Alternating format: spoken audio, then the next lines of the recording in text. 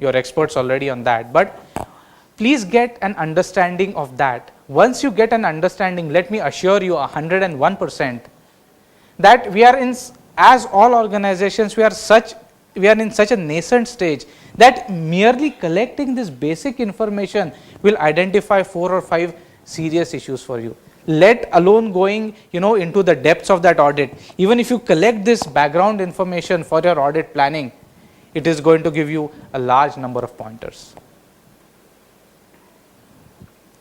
So how do you do the audit, and what do you do in this audit? Unfortunately, I can't put it, because what you do is a corollary of all the slides that I have discussed till now. When I talk of a risk, when I talk of a control, as auditors, your role becomes, does it exist? Is it good? Is it effective? So in effect, if you are talking about audit performance, each and every small step that we spoke about in the given context of the technology platform becomes an audit point for you to perform. Despite that, I have just tried to give some headings. This may not be comprehensive for the reason I said. I know many of you have done CISAs, right? How many of you have done CISA? I know I am standing on the ISACA platform, but let me tell you, one of the most annoying thing as a student when I used to study that is that each chapter had a body which spoke about a lot of relevant aspects. It spoke about controls, and in the end it spoke about how do you audit that area. I used to say, hey, am I being insulted? As auditor, when I know that this is the technology that is important, as auditor I already know what I need to look at it. In a similar way, whatever we have discussed is the entire audit plan, is the gamut of what you need to look at, is where the risks are going to come from, is where you are going to add value. So please don't hanker after a specific audit plan or a specific checklist. As long as the areas that are widely been listed are taken care of as part of your audit plan, you have done a good job.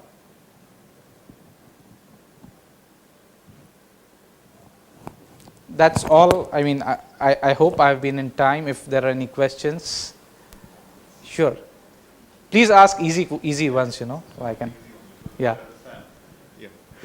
It's a marvelous presentation actually, and I carry the name Sandeep Singh from Indian Oil. So in fact you know the answer already.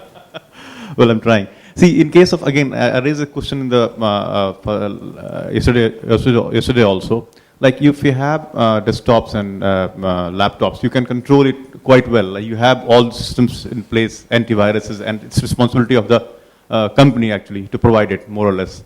But in case of a mobile, whose responsibility is it anyway? I have an Android mobile, but I don't know which antivirus it's going to be used in this case.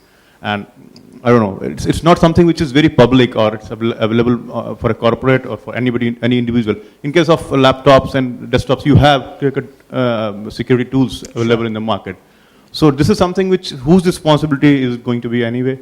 And it's a pseudo thing, like it's a public or you are owning the device, but you're using it for official purposes. So whose responsibility will it be anyway to develop these things for the mobile or deploy it actually? A very good question, a very relevant question.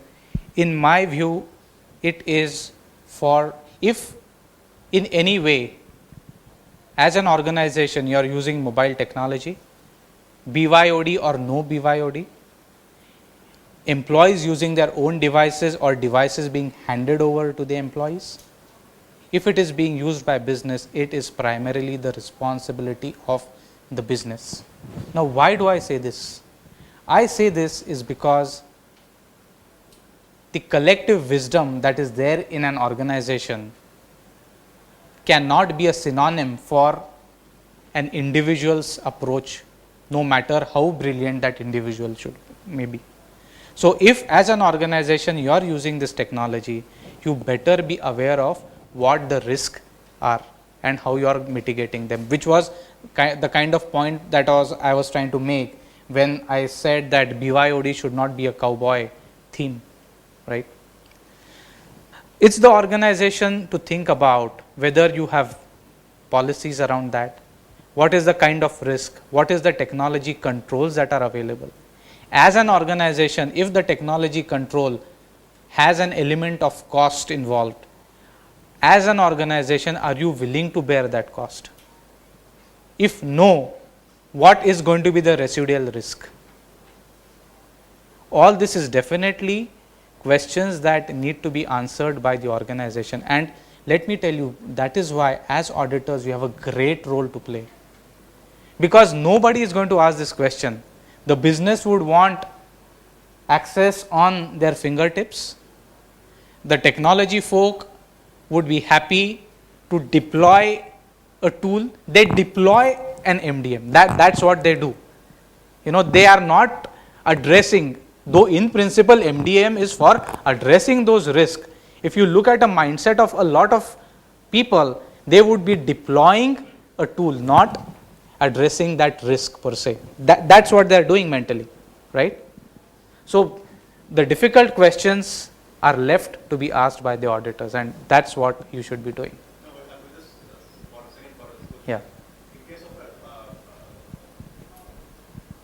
The network access controls that normally companies deploy, you have clear-cut boundaries defined that if you are bringing your own laptop, you go through all the quarantining process, you have your antiviruses, updates, you do it and let it, then only it comes to your systems. Sure. It's not possible in case of mobile. I don't know how mature MDMs are, but again, those flashy mobiles, i5 and all. Agreed.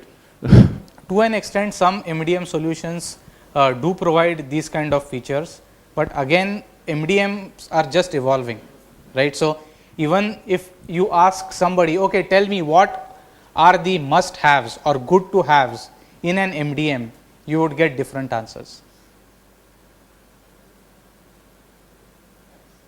Thanks. Good. Thanks for being patient. If it's going to be relevant, I have a few CDs which I can give out. Otherwise, it will be available on the website. If you still don't get it on the website and you feel that it's relevant enough for you to go through it, please drop me a mail. I'll try and see what I can do from my side. I'll share it. Okay. Thank you so much. Thank you for your patience and being a great audience.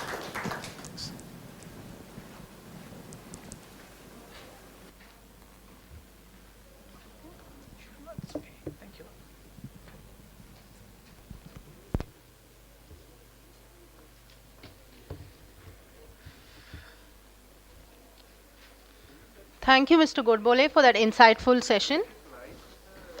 Are we ready for the next session?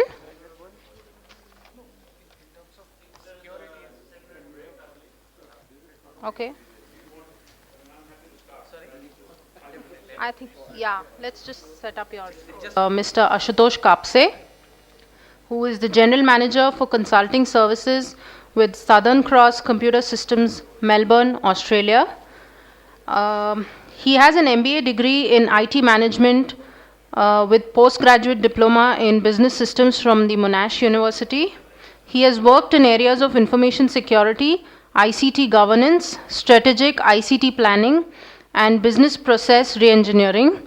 Has 20 plus years experience in security with 15 plus years in Australia.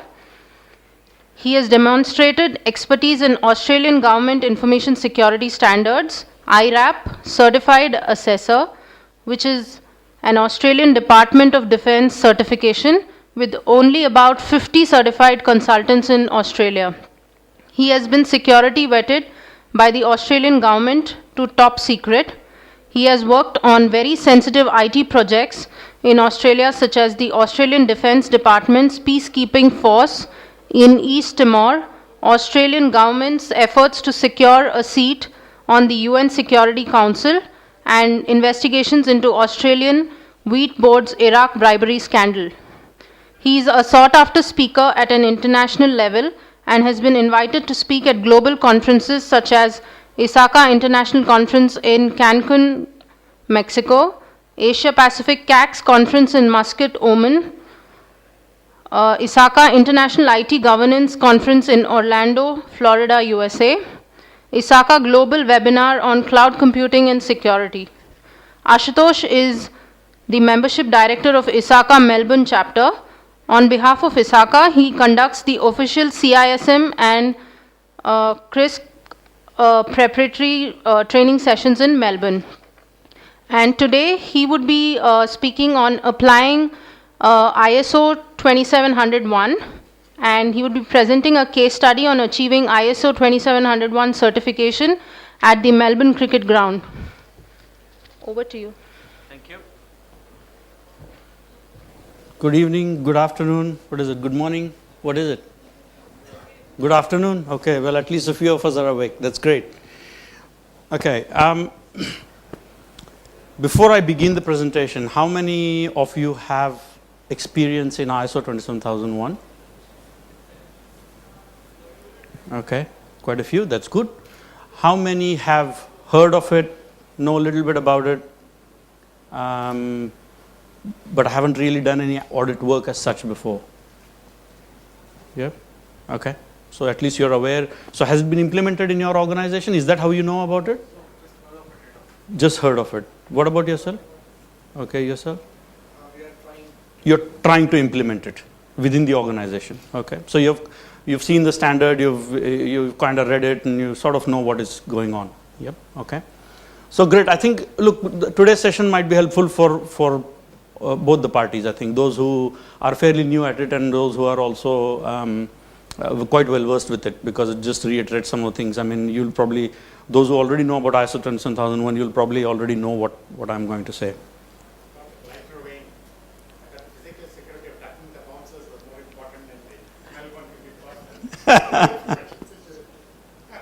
Okay, so this is my copyright and confidentiality statement slide, which is pretty much my legal asks me to display. None of what I say here should be taken as actual advice specific to you, because I'm talking about a case study and your case might be completely different, and hence you should take proper advice from whoever that is required. I guess in terms of housekeeping, I can tell you that I really want to have questions throughout this, because this is not a preacher. I'm not an evangelist coming or whoever coming and giving you preaching. You know, Mr. Brijnath in the first day itself yesterday, he said, you know, let this not be a satsang. You know, बोलने को भी मजा आ रहा है, सुनने वाले को भी मजा आ रहा है, कुछ नहीं हो रहा है और कुछ है. Let's not be like that. So please ask questions. Let's make it interactive, so that we both learn from each other, because I always find that I always learn from my audience as well. Mobiles on silent, please, if you don't mind. This is very much a case study, and this is a practitioner's viewpoint, so I'm not going to stand up here and preach and say this is how it should be done, this is how, you know, the best practice. I'm not going to say any of that. I'm going to say this is how we did it, this is what worked for us. Okay, that's what I'm going to concentrate on. Maybe you can take hints from that when you're doing it within your organizations. That's the purpose of it. And I guess the Chatham House rules apply. Does everyone know what that means? No? Well, essentially it means what we say in this room stays in this room, because there might be, I might show certain photographs, I might show certain internals at the Melbourne Cricket Ground or whatever else, but please make sure that that stays here. That is exactly the reason why you don't have this presentation. Yeah, well, the video, where is that video going to go to? Are you recording? Well, I don't think you should be recording, because I'd asked that this presentation should not be recorded. Can you clarify it, please? Because Melbourne Cricket Ground comes under the National Infrastructure National Critical Infrastructure Scheme in Australia. So it's very, I need to be careful where it is recorded, where the photos are recorded. So can you please check? I'm serious. Can you check? Okay. And if I take any technology company names through this, it is because that's what we were using. Okay. So it's not meant as an advertisement. I don't endorse anybody, and neither do I want to criticize anybody, okay, in terms of technology companies. So agenda is very simple. For those who are not at all aware of ISO 27001, I'm just going to have one slide on ISO 27001. I know it's going to be boring for the people up front who said they know ISO 27001. They're going to be bored in that one slide. And then we'll straight away go into the case study, and we'll talk about a little bit more about why MCC wanted to do certification, what was the implementation journey, how we did it, what were the roadblocks, and essentially what were the lessons learned and some positives. Okay, so that's exactly how we do it. And again, as I say, please let us make it as interactive as we can. So to start off with, ISO 27001, as you know, has some mandatory controls, okay, which means it has to you must have, so things like you must define the scope. There are some specific controls with respect to how should you be managing risk, IT and information systems risk, the organization of security, that is what are the roles, responsibilities, who's responsible for what, document control, how do you have the documents laid out, the process documents, policy documents, procedure documents, and so on and so forth, as well as creating a statement of applicability. All these are, and having some certain processes in place. These are all mandatory controls. You have to have those. Okay? They are generic controls and they are mandatory controls. And then there are what we call as annexure controls. The Annex A of ISO 27001 has a list of controls, the section 5.1 onwards. There's about 133 controls, and they are not mandatory controls, but they are based on your risk. So you do the risk assessment as part of your mandatory control. That risk will tell you which of those controls should be applied within your organization and what the control should be. Okay, so that's how it works. Okay. Unfortunately, what we've seen in Australia, especially because ISO 27000 is not a very popular standard, or there's no mandate to follow the standard, somehow everybody just runs after the annexure controls. Okay, nobody pays attention to the mandatory controls. Okay, so everybody is out of 133, I comply with 120. So what? What does it mean? Okay, so that's why I tried to make this as a separate, because we tried to go the proper way in this particular implementation. So as a background, ISO 27001 is not at all popular in Australia. Okay, nobody wants to implement ISO 27001, mainly because there is no mandation. There is no law which says you have to apply, you have to comply with ISO 27001. Okay, so there is no pressure. There is law about some other standards. There is APRA, which is the Australian Prudential Regulatory Authority Guideline on Information Security.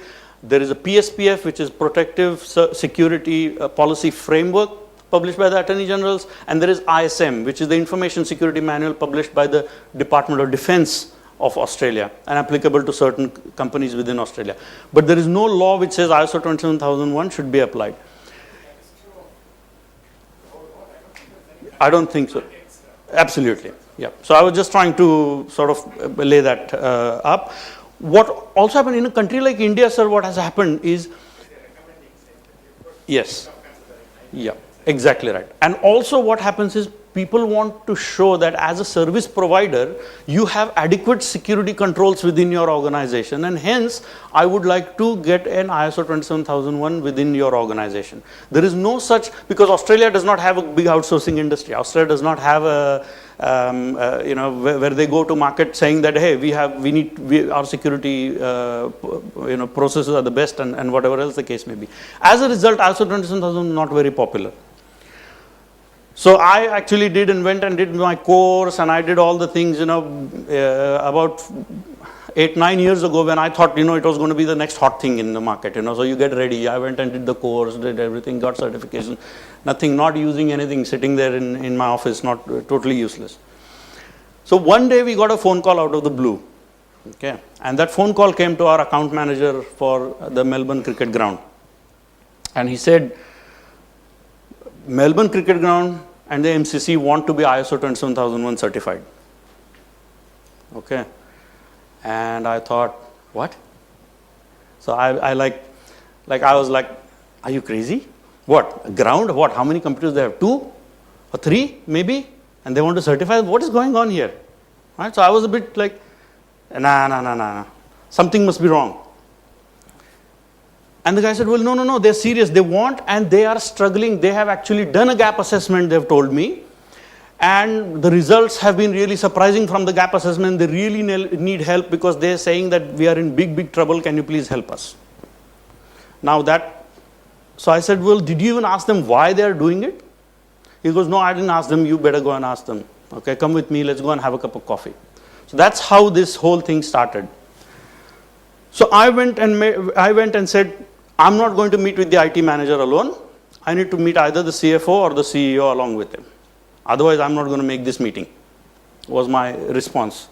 And both CFO and CEO both agreed to come and meet. And I thought, okay, well, this looks like it's serious. Okay. So I had a coffee meeting with them. And I said, well, why are you trying to do ISO? What is the motivation? Because nobody in Australia really wants to do this. So why are you wanting to do it? So they said, you know what? We want to be the first stadium venue in the world which is ISO 27001 certified. Because we do a lot of firsts in this stadium. Okay, we do a lot of things in the stadium that are world, groundbreaking in the world. And this is one of them.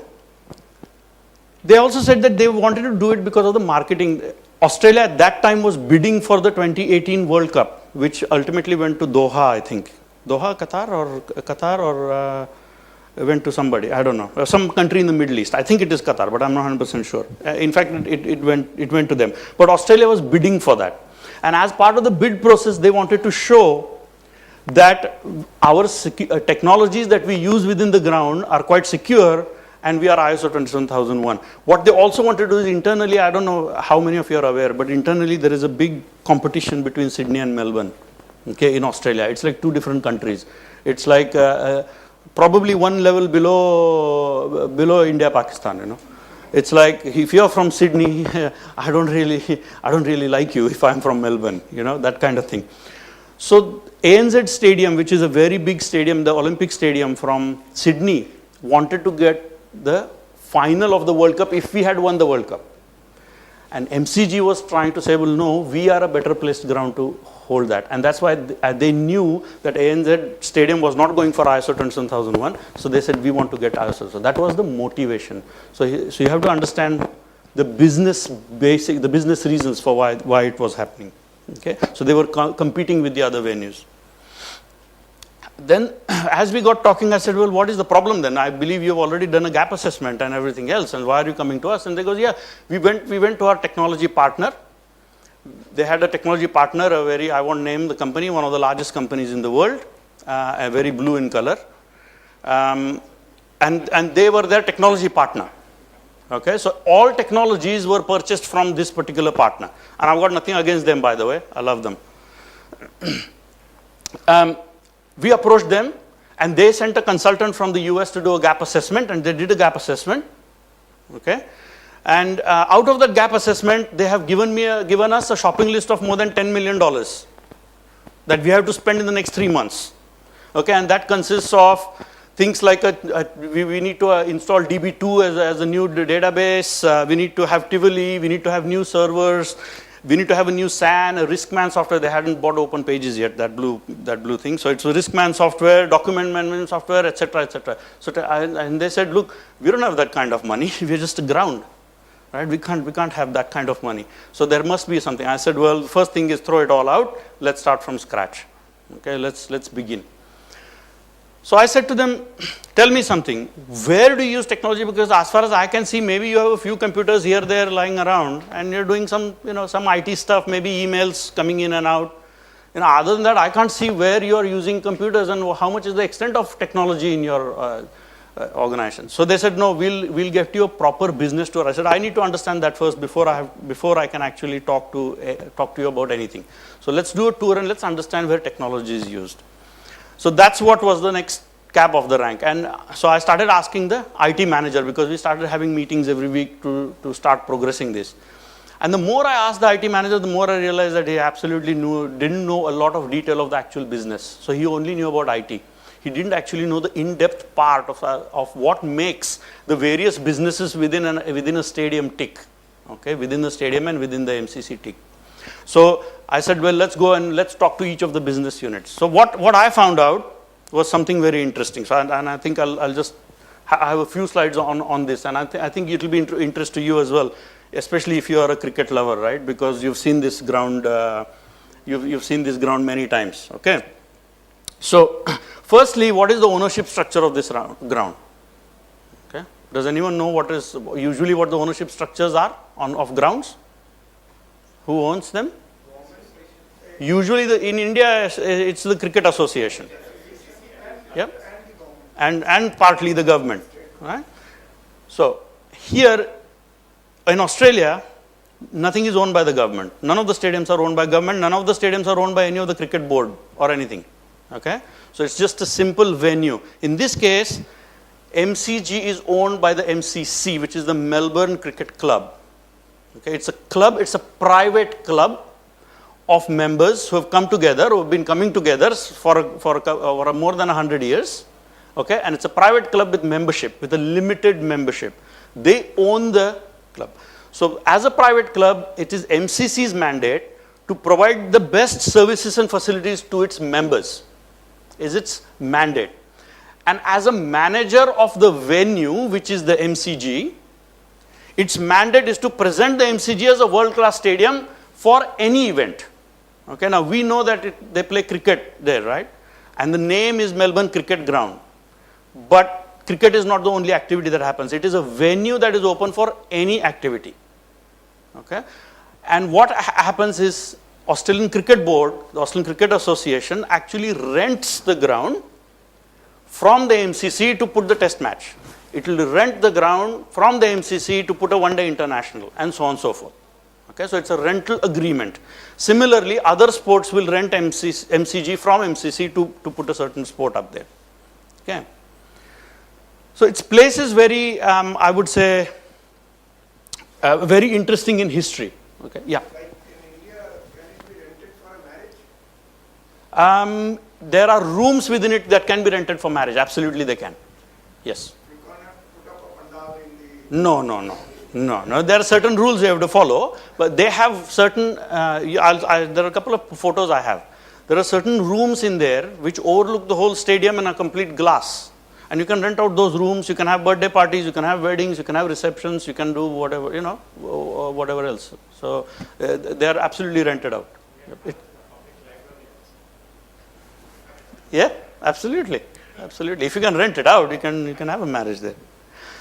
So, in terms of its world standing, it is the most accessible ground in the world. It's 5 minutes away from the city. There's no other ground which is only 5 minutes walk away from the city. It's serviced by a train station. It's serviced by 2 tram stops, serviced by buses, and it's got both underground and over the ground parking to house to park more than 30,000 cars during an event. Okay, so it's one of the most accessible grounds.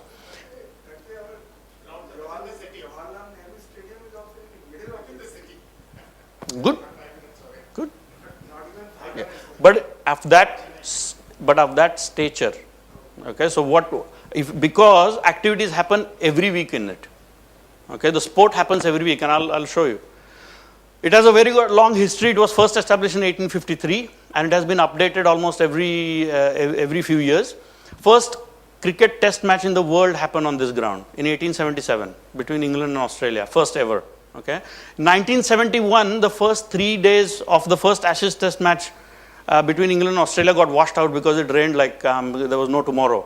So there was only so the next day was spent cleaning up the ground. There was only one day left in it, and people had bought their tickets. And so the MCG said, you know what we'll do? Why don't we just play a one-day game? We have 60 overs each, and we'll play a game in one day. So that resulted in the first one-day match in history of cricket, which was also held at the MCG in 1971. Okay, so a lot of firsts have happened there. Interestingly, cricket, there's only one test match that happens, which is 5 days, and about 3 to 4 one-day internationals happen there every year. So in a year, there is only about 8 or 9 days of actual international cricket. There is a lot of state cricket that happens, which is equivalent to our Ranji, which is Sheffield Shield. Most importantly, what happens there is Australian rules football. Okay? Australian rules football is mega popular, much more popular than cricket in Australia. Okay, I'm not sure whether if you've seen any clips of that sport or not. Very brutal sport. There's 18 teams in Australia who compete against each other every year, and from March to end of September, okay, every weekend there is 3 matches that are played at the MCG. Okay, these are professional level matches. Okay, and on an average for every match, there is at least 50 to 60,000 people attending that every match. Okay, so there's about 150,000 people that visit MCG every weekend for that time period. Okay, so it's a very busy ground. What also happens is it also has special concerts. So Madonna, Police, any of these big bands want to come to Melbourne, they will usually have a concert in the ground, and the ground will be made ready to have that kind of concert. Rugby games, all of the rugby matches happen there. Okay, things like the 1956 Olympics, it was the main ground for the 1956 Olympics, and you might have seen 2006 Commonwealth Games as well, it was the main ground. Okay, so it's a very busy. That is Sachin Tendulkar, by the way. Scoring is 38th Test century there in 2000. Yes, at the MCG. Yep.